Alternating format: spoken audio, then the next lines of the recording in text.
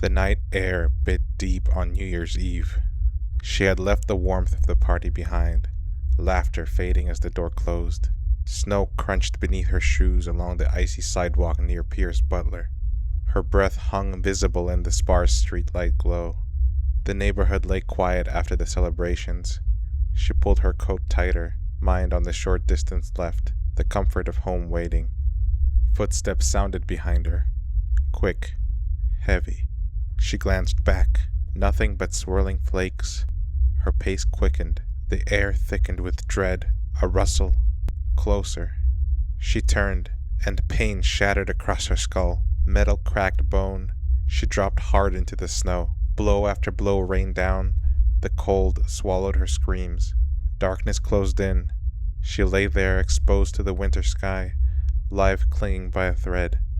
In the dim glow of the dispatch center, the phone rang just after 3. The operator answered, expecting routine, but the voice that spilled through stopped her cold. High-pitched, cracking, thick with what sounded like genuine tears.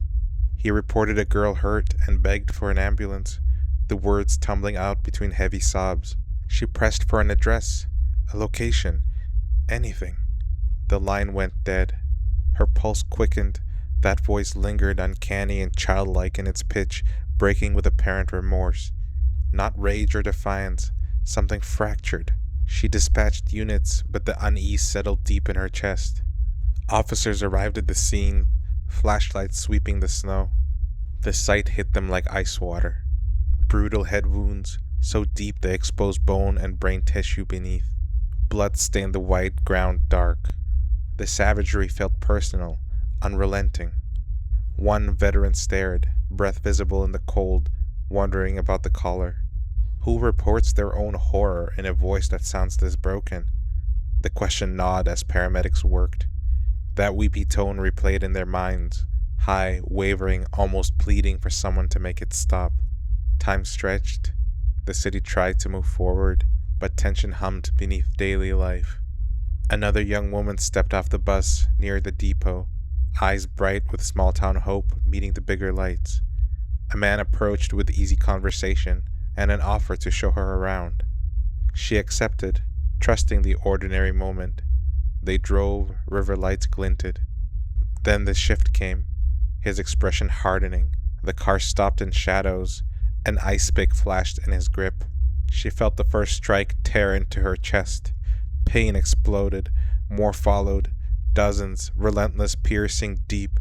She gasped, clawed for air, but the blade kept finding her. A shoelace tightened around her throat. Her body went still near the construction shadows. He stood over her, chest heaving, staring at the warmth fading from her skin. For a flicker, something like regret stirred before he drove away. The dispatcher picked up the next call. The same high, weepy voice flooded the line, frantic and sobbing. He pleaded for them to find him, claiming he had just stabbed someone with an ice pick and could not stop himself from killing. The words choked out, wet and desperate. Her stomach twisted. The details matched the fresh horror exactly. Officers raced to trace the payphone, arriving to find it empty. At the body, the scene carved deeper dread. Over 60 wounds. The brutality left hardened men quiet. That voice, unnaturally pitched, cracking with apparent torment, echoed through the station. It didn't boast, it begged, as if the speaker suffered alongside his victim. Dispatchers exchanged uneasy glances. Listening felt like peering into a mind splintering apart. He sat alone, the weight crushing, the memory looped, her trust, the sudden snap inside him, the blood on his hands. He reached for the phone again. He whispered his apology to the dispatcher, voice thick with emotion, saying he couldn't help what he had done and that he would try not to kill anyone else. He hung up hollow, the words offering no relief. Another evening, a woman prepared for her trip, sinking into the warm bath at home. Water lapped gently. The door had been unlocked. He entered quietly. Panic surged as his hands forced her under. She thrashed, knees bending against the tub's sides, lungs screaming for air as water filled her. Bubbles rose frantically. Her struggle slowed, then stopped. He watched until stillness claimed the surface, then left her floating there. No call followed this time. Silence from him. Her friend discovered the scene the next morning, the horror unfolding in the quiet house. Investigators initially saw accident, but doubt lingered in the details. The pattern pressed heavier. At the Hexagon bar, dim lights and smoke, a nurse shared drinks and laughter with a quiet man. She offered him a cigarette. She confided to the waitress that he was cute and hoped he would be nice since he was giving her a ride home. They left together. Along the riverbank, conversation died. He pulled over. The knife came out fast. She fought, but strikes plunged deep. Chest, stomach, over 100 times in a frenzy of metal and fury. Blood sprayed across fabric and ground. Her body was left near the water's edge. He drove into the night, pulse racing, that familiar hollow regret creeping back in. The phone rang at the station again. The dispatcher knew it instantly, that high, broken timbre. Heavy breathing filled the line as he told them not to speak, just to listen. He expressed deep sorrow for killing the girl, saying he had stabbed her many times. He tied it to the earlier incident, his voice wavering with sobs. Officers listened, skin crawling, the uncanny pitch, the apparent sorrow. It unsettled them more than any taunt. At the scene, flashlights revealed the sheer extent of the wounds. One detective felt the chill sink bone deep. This man wasn't just confessing, he sounded trapped inside his own horror, calling as if hoping they would finally catch him and end the cycle. The final encounter came on a dark suburban road. A young woman climbed into the car for what she expected to be routine. He drove away from familiar streets, turning into a dead end. Alarm flared in her. He lunged with a screwdriver, stabbing deep into her stomach and side. 13 times. Pain seared. She screamed, grabbed a glass bottle from the floor and smashed it against his head. Blood poured from his face. He recoiled. She scrambled out, yelling into the night. A neighbor heard and rushed over, wrestling the bleeding attacker until he fled. She survived. Wounds raw, but life intact. He made it home, face and head bleeding badly. Pain throbbed. He called for medical help, voice cracking in that familiar high pitch. The responder noted that oral match, the weepy tone that had haunted the department for years. Pieces locked together, sketches, witness accounts, the injured man seeking aid. They had him. Paul Michael Stephani, the man behind the voice. In custody, the full weight settled. Family and acquaintances recognized the hysterical caller in those recordings despite the distortion. Convicted on the evidence of one brutal murder and the attempted one that finally caught him, he received decades behind bars. Years later, facing cancer and the end, he unburdened more, confessing the rest in detail only the perpetrator could know. The drownings, the stabbings, the beating, he described killing as something that had simply seemed like a part of life.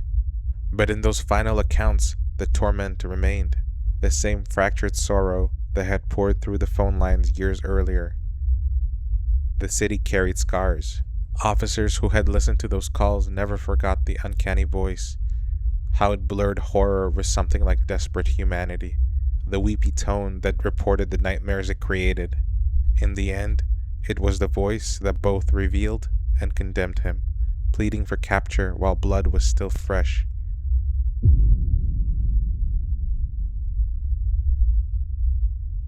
She stood at the coffee stand in the cold parking lot, the bright lights cutting through the Alaska dark. The shift was winding down. A customer approached. Polite, unremarkable. Conversation flowed easy enough. Then the moment shifted. He moved with purpose, forcing her toward his truck parked nearby. Panic surged through her as the door shut. She fought, but his grip held. The drive stretched into unknown roads. In the dim cab, terror gripped her fully. He planned this. The isolation, the control. She pleaded, but his response stayed calm, almost detached. Hours blurred into horror. Assault came in the quiet. Then, the end, swift in its finality. He disposed of what remained methodically, pieces sinking into the frozen lake under the vast northern sky. The stand sat empty the next day, her absence rippling outward. Dispatch and investigators mobilized quickly. Reports flooded in, witnesses at the stand, surveillance glimpses. The young woman had vanished from a public spot with no obvious struggle caught on camera at first. Officers combed the area, hearts heavy with the knowledge that time worked against them. Leads fell thin. The city searched, posters everywhere, hope flickering against the brutal winter. But in the quiet moments at the station, a nagging sense grew. This wasn't random chaos. It carried precision. He lived a life of careful surfaces. Days filled with construction work, family routines, the ordinary rhythm of a man blending in.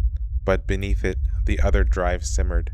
Trips mapped across the country, kids buried in remote spots with supplies waiting. No patterns to trace, no personal connections, just opportunity seized with military calm. In his mind, the acts felt like extensions of control, clean and contained. He returned to routines afterward, the weight compartmentalized, almost satisfying in its secrecy.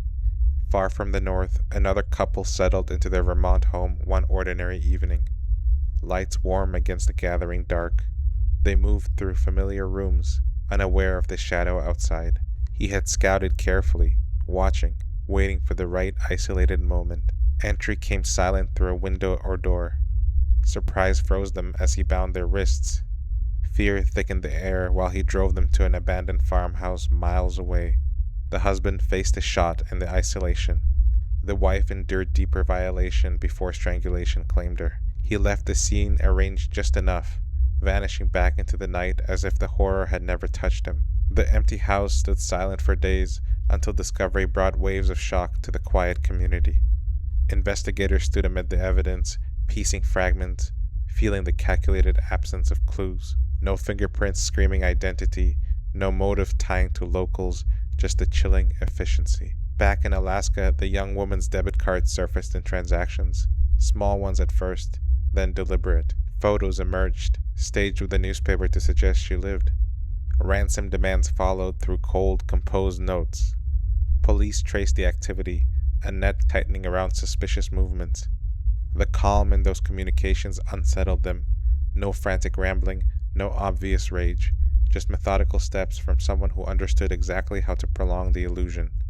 Detectives replayed the details, frustration mixing with dread. This perpetrator operated on another level, traveling, planning, striking, then disappearing across states. The search intensified, every tip scrutinized. He continued his existence for a time, the construction job and family masking the long drives, the buried caches of weapons and cash. Each kill fed the need for that perfect control. Victims chosen far from his home, methods varied to avoid links. In quieter moments alone, the planning brought a strange peace. The maps, the timing, the certainty that no one connected the dots. But cracks appeared when the card use led authorities to a rental vehicle, then to him in Texas. Arrest came swift. Officers moved in, the man before them unassuming, cooperative even. His calm demeanor in custody struck them. No breakdown, no immediate confession, just a measured intelligence assessing the room. Interviews unfolded over weeks. He revealed pieces slowly, trading information for conditions, sketching skulls in his own blood as markers of the toll. The young barista's fate confirmed. Abduction, the lake disposal. The Vermont couple, named in detail, their final terror described with detached precision. More emerged. A couple in Washington state years earlier, bodies handled with the same care. Others hinted at across travels, numbers hovering near 11. Investigators sat across from him, absorbing the scope. His voice stayed even, analytical, as if discussing work sites rather than lives ended. The emotionless clarity chilled them more than any outburst. Here was a man who had built a life around the hunt, blending seamlessly until one slip exposed the architecture beneath. In the cell, facing the end of his control, he made the final choice. He claimed his own life. The confession stopped midstream, leaving families and officers with fragments, names unknown, bodies hidden in lakes, woods, and remote spots across the map. The investigation pressed on, timelines of his travels released, sketches examined, hoping for matches to the missing. Detectives who sat with him carried the weight of that calm voice, the way he dismantled lives with forethought and then returned to coffee and small talk. The shadow he cast lingered in unsolved cases, a reminder of how thoroughly one man had moved through the ordinary world, striking without pattern until the net closed. The vast expanse of the country felt a little smaller, yet infinitely more uncertain in the spaces he once traveled unseen.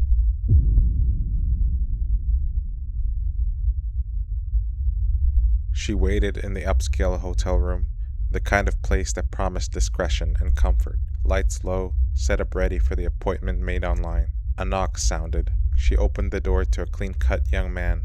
Polite smile, unthreatening. Conversation started normal enough. Then the shift came fast. A gun appeared in his hand. Panic flooded her as he forced her down, binding her wrists with plastic ties, a gag muffling her cries. He rifled through her things, taking cash and cards with efficient movements. Fear choked her while he worked, his face focused, almost detached. He left her there, bound and terrified, but alive, the door clicking shut behind him. The room fell silent except for her struggling breaths. Police arrived at the scene, the luxury suite now a crime scene. Officers moved carefully around the woman, still shaking from the ordeal. Zip ties, a sign of a quick robbery at gunpoint. Her description painted a composed, preppy figure, someone who didn't fit the usual profile. Detectives noted the online origin of the meeting, a growing thread in their minds. The hotel's polished corridors suddenly felt colder. No immediate leads, but the efficiency of the attack lingered with them. This wasn't impulsive street violence. It had planning. He returned to his routines, medical school lectures, late nights studying, the shared apartment with his fiancée, where wedding plans filled quiet evenings. The double existence hummed smoothly on the surface, but debt pressed in the background, fueling the calculated risks. Online ads offered targets far from his world, meetings in neutral hotel spaces where control came easy. In his thoughts, the acts felt necessary, contained, a way to balance the pressures without disrupting the promising future ahead. Days later, another woman prepared her space in a similar Boston hotel. She had posted for massage services, expecting a standard client. The knock came. The same young man entered, manners intact at first. Tension built quickly. She sensed the wrongness and fought back hard when the gun emerged. Struggle erupted near the doorway, her resistance fierce. Shots rang out, sharp and final. Pain tore through her body as bullets found their mark. She collapsed, life fading amid the chaos she had tried to escape. The hallway outside echoed with the aftermath as staff and guests reacted to the noise. He slipped away down back routes, heart steady despite the violence, the stolen items tucked away. Responders rushed into the Marriott room, the scene stark and bloody. The woman lay unconscious near the door, multiple gunshot wounds, chest, hip, desperate signs of her defense. Paramedics worked frantically, but the injuries proved too severe. She died later in the hospital, the same one where her attacker studied medicine. Detectives stood amid the evidence, brutality clashing with the upscale setting. Bindings similar to the earlier robbery, online ad connection confirmed. The polished young suspect description matched. Officers felt the unease deepen. The perpetrator moved through the city like a ghost in plain sight, using technology to hunt while maintaining a spotless public image. Surveillance from hotels, phone traces, and witness accounts began converging. The hunt intensified, pressure mounting on every lead. He continued his pattern briefly. Another hotel in Rhode Island. The woman there, offering services, met him with caution and proved justified. The gun appeared again, demands for money and valuables. She resisted enough to disrupt the plan. He fled without completing the take, the encounter unraveling faster than before. Back in his life, the risks accumulated, but the facade held. Classes attended, fiancé by his side, normalcy projected outward. The net tightened through digital footprints and hotel cameras. Authorities linked the incidents, the clean-cut man emerging clearly. Arrest came as he traveled with his fiancée toward a casino, the ordinary outing interrupted by police. In custody, the medical student sat composed, denying involvement at first. Searches of the apartment revealed the hidden tools. Gun matching ballistics, plastic ties, other traces tying him to the scenes. The contrast struck investigators hard.